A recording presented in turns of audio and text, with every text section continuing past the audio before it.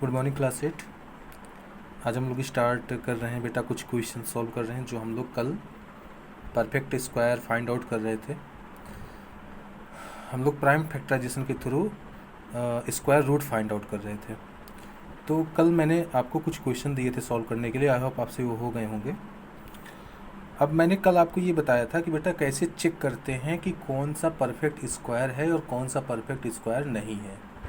तो आप लोगों ने जब प्राइम फैक्टराइजेशन किया उसके बाद आप लोगों ने देखा कि जिनका पेयर बन जा रहा है वो तो स्क्वायर रूट के बाहर आ जा रहे हैं, लेकिन जिनका पेयर नहीं बन पा रहा है वो स्क्वायर रूट के बाहर नहीं आ पा रहे थे।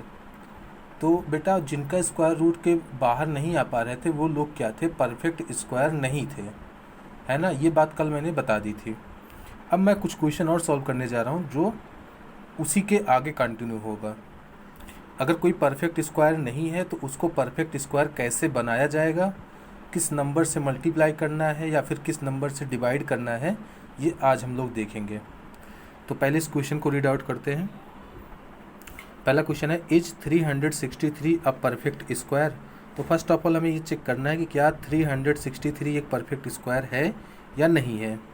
If not then find out by what number we should multiply to get the perfect square. So basically ये क्वेश्चन ये है बेटा कि 363 को हमें फैक्टराइज करना है और चेक करना है कि क्या ये परफेक्ट स्क्वायर है या नहीं है। तो कल मैंने आपको बताया था कि प्राइम फैक्टराइजेशन कैसे करते हैं, तो आज फिर से आप लोग देख लो। सपोज़ मेरे पास 363 है, ये 2 से तो डिवाइड नहीं होगा, तो 3 से डिवाइड करते हैं इसको। तो 3 से डिवाइड किया तो 1 आया, 2 आया, 1 आया, 121 आया। अब ये 121 जो है ये 11 से डिवाइड होगा, 11 से। 11 टाइम में कट जाएगा, 11 जा 121। अगेन 11 बचा है तो 11 को 11 ही डिवाइड करेगा, तो 11 से 11 1 टाइम में डिवाइड हो गया। तो बेसिकली मैं 363 को क्या लिख सकता हूँ? 3 × 11 × 11। अब बात आती है कि क्या एक परफेक्ट स्क्वायर है या नहीं है। तो बेटा आप लोग ईजिली देख सकते हो कि यहाँ जो है 11 का क्या बन रहा है? पेयर बन रहा है, लेकिन 3 का पेयर नहीं बन रहा है। तो जब पेयर ना बने तो वो परफेक्ट स्क्वायर नहीं है। तो सिंपल सी बात है कि 363 is not a perfect square. 363 is not a perfect square. Okay. तो अब बात आती है कि हमें किस नंबर से मल्टीप्लाई करना है ताकि ये परफेक्ट स्क्वायर हो जाए। तो अब मेरी बात बहुत ध्यान से सुनना बेटा। यहाँ पे एक नंबर है 3 जो हमारे लिए प्रॉब्लम क्रिएट कर रहा है। अगर ये 3 ना होता तब तो हम लोग सिंपली बता देते कि इसका स्क्वायर रूट 11 होगा, लेकिन ये 3 जो है हमारे लिए प्रॉब्लम क्रिएट कर रहा है बेटा। अगर ये 3 या तो इस 3 का पेयर बन जाए, पहला केस। अगर इस 3 का पेयर बन जाए तब तो बहुत बढ़िया है, और अगर नहीं बन पा रहा है पेयर तो ये 3 हट जाए यहाँ से।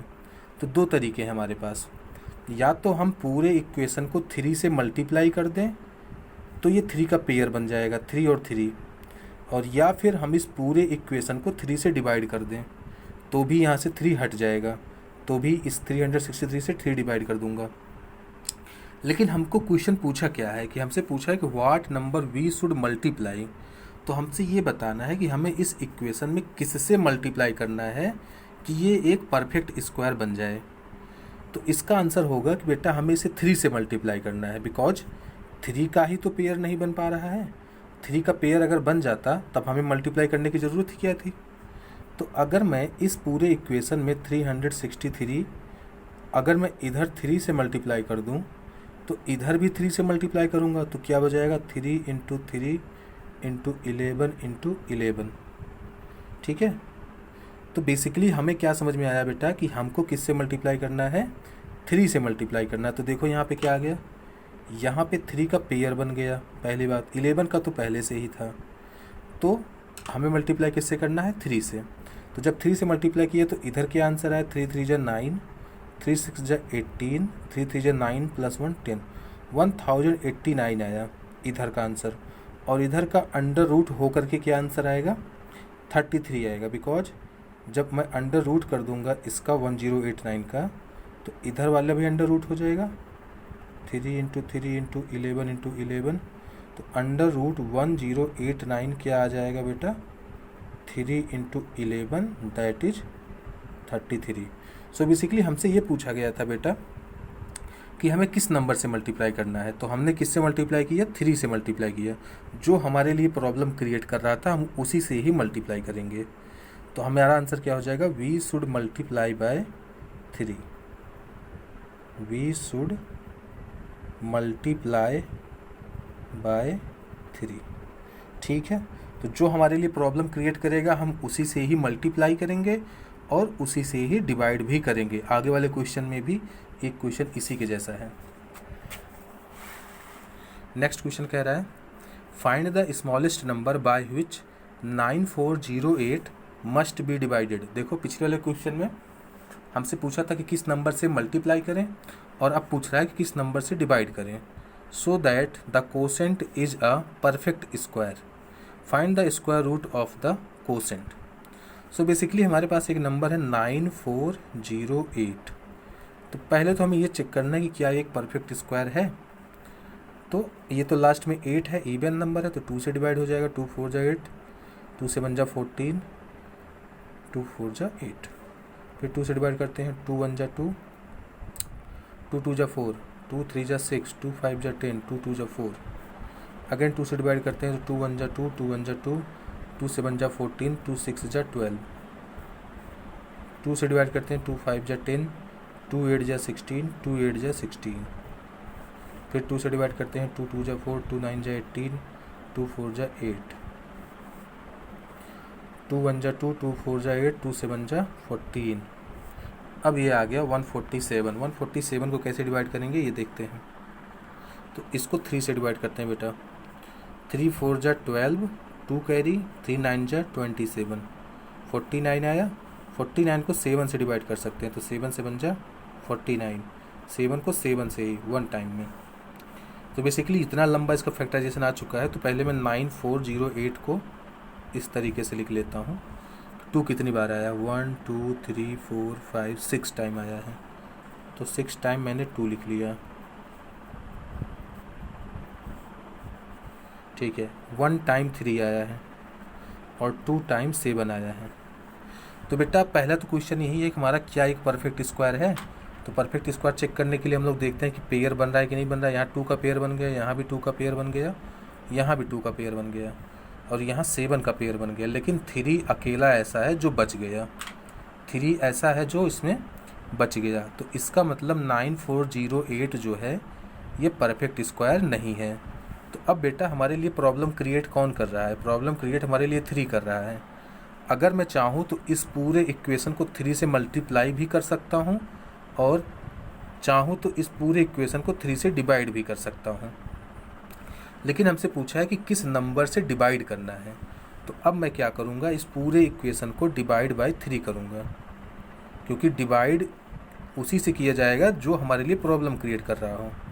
तो डिवाइड बाय 3, तो 9408 को मैं 3 से डिवाइड कर दूंगा। तो इधर 2 into 2 into 2 into 2 into 2 into 2 into 3 into 7 into 7, और ये टोटल डिवाइड बाय 3 हो जाएगा। तो यहाँ से 3 जो है 3 को कैंसिल आउट कर देगा।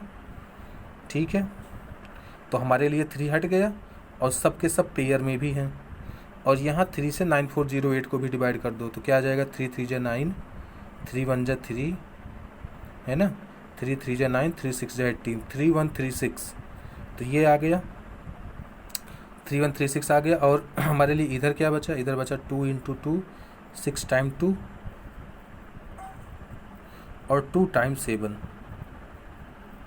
तो अगर मैं इधर अंडर रूट कर दूं, अंडर रूट 3 1 3 6, तो इधर भी अंडर रूट लग जाएगा। तो जो पेयर में होगा वो बाहर आ जाएगा। तो पेयर में ये है, ये है, ये है, ये है, तो 3 टाइम्स 2 आ जाएगा और 1 टाइम्स 7 आ जाएगा। ठीक है, तो क्या आंसर आया, 2 2 जा 4, 2 जा 8, 7 जा 56। तो बेटा अंडर रूट 3136 की वैल्यू क्या आ जाएगी, 56 आ जाएगी। तो सिर्फ समझने की बात ये है बेटा कि हमें डिवाइड किससे करना है और किससे मल्टीप्लाई करना है, अगर कोई परफेक्ट स्क्वायर नहीं है तो सिंपल सी बात है, जो हमारे लिए प्रॉब्लम क्रिएट कर रहा है उसी से ही मल्टीप्लाई करेंगे और उसी से ही डिवाइड भी करेंगे। ठीक है, next and last question, find the smallest square number that is divisible by each of the following 8, 15 and 20। तो हमें बेटा smallest square number find out करना है जो 8, 15 और 20 से क्या हो, डिविजिबल हो। ये सबसे अच्छा क्वेश्चन है। तो जब भी ऐसा क्वेश्चन मिले जिसमें आपसे बोले कि फाइंड द स्मॉलेस्ट, जब भी स्मॉलेस्ट की बात आ जाए तो हम लोग सबसे पहले क्या निकालेंगे, एलसीएम। जहाँ पर भी स्मॉलेस्ट की बात आएगी वहाँ हम लोग निकालेंगे एलसीएम। और कौन कौन से नंबर, 8, 15 और 20 का। 8, 15, 20 हमें इसका एलसीएम निकालना है। तो एलसीएम निकालना आप सबको आता ही होगा। तो यहाँ पे मैंने 8 लिख लिया, यहाँ 15 और यहाँ पे 20। पहले 2 से डिवाइड करता हूँ तो 2 4 जा 8, 15 नहीं कटेगा, 2 10 टाइम्स कट जाएगा। फिर 2 से डिवाइड करता हूँ, ये 2, 15 नहीं कटेगा, ये 5 टाइम में जाएगा। फिर 2 से तो ये 1 टाइम, 15 ऐसे ही रहेगा, 5 भी ऐसे ही रहेगा। अब 3 से करता हूँ तो ये 1, ये 5, ये भी 5। अब 5 से कर देता हूँ तो ये 1, ये 1 और ये 1। तो एलसीएम हमारा आ चुका है बेटा 2 × 2 × 2 × 3 × 5।